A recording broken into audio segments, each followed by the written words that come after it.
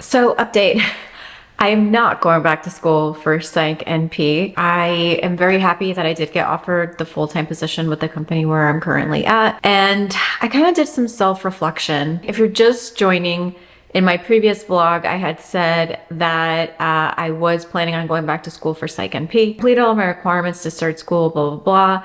The semester starts. There's a bunch of technical issues going on with school. It's already stressing me out. The dean wrote us from the program and apologizing, saying, we're very sorry about these issues. This is not a reflection of the caliber of the program that you will be experiencing, blah, blah, blah. It was several of us that were experiencing issues. We weren't issued our school IDs in order to be logged in for orientation. So a few of us missed mandatory orientation. And I was just like, wow, this is a hot mess. Like, I've been to graduate school twice and I've never experienced this level of disorganization. And I got offered the full-time position. I was like, you know what? I'm in my late 30s now. Like, when am I going? I need to start thinking about the future. I need to start saving money and thinking for retirement and like bunker down and just like work. Because if I went to graduate school, it was going to be around like $10,000 to $15,000. And if I just keep spending money on education, like, when am I going to get ahead in life? I'm really happy with the company that I'm with now. I will not be disclosing where I work just for privacy. I don't feel comfortable doing that. But I'm really happy with the company I'm with. The leadership team is phenomenal. Everybody listens to suggestions. We all work together to make things better for patients. And at the end of the day, it's refreshing to have a company that actually listens to feedback, because when I used to be with another company, especially if it's a large corporation, you don't even know who your higher ups are, or you do know who they are, but it's really hard to get in touch with them. You have so many people, so many middlemen by the time you can reach them. And a lot of times when I did have suggestions for my manager, it fell on deaf ears. The reason why I had decided to go to school was I wasn't sure if this job was going to offer me the full-time position. But once they offered me the full-time position, I know nothing in life is guaranteed, but I was like, okay, I have this full-time position. I don't need to be stressing myself out, running myself ragged. I love my schedule. I do have to work a weekend day, but it's okay. You know, no job is perfect.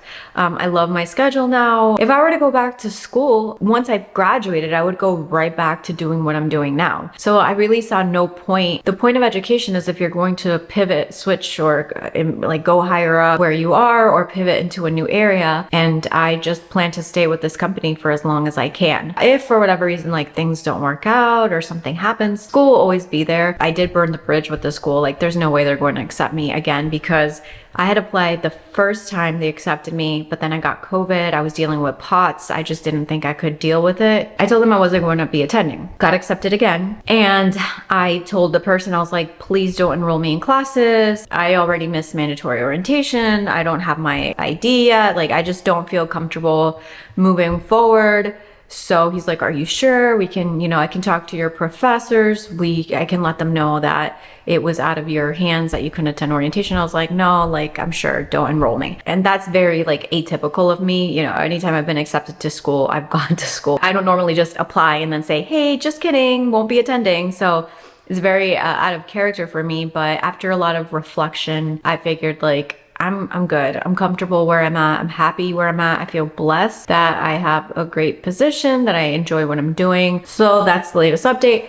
I will not be going to school for Psych NP. So right now it's a salary position, and I'm definitely working 40 hours a week, if not more. And when you're working the full 40 hours, I'm a type A personality, but I guess, you know, with my autoimmune condition, my body, like, I've just slowed down significantly. My hat goes off to people like, it's like Mama Dr. Jones or something. Like, she's a physician. She has like 4 kids and she has time to record all these videos. Like, I don't know where people get this energy or find the hours in the day, because for me, like, I'm already exhausted with what I'm doing. So I'm trying to be more consistent. When I first started YouTube, I was very consistent for like the first 3 years, I would say first 3 years, but it gets discouraging when you don't feel like you're growing. It gets discouraging when you feel like you're not getting the views. It takes a lot of time, effort, sacrifice, time away from family just to record videos, edit videos, and it's just like, is it even worth it? My feet are still jacked up if you're watching this. My feet still hurt. My right one is starting to hurt now. I had a friend that had surgery. She had a plantar fascia release. She had plantar fascia release surgery. I'm waiting to see how she does. If she does well, then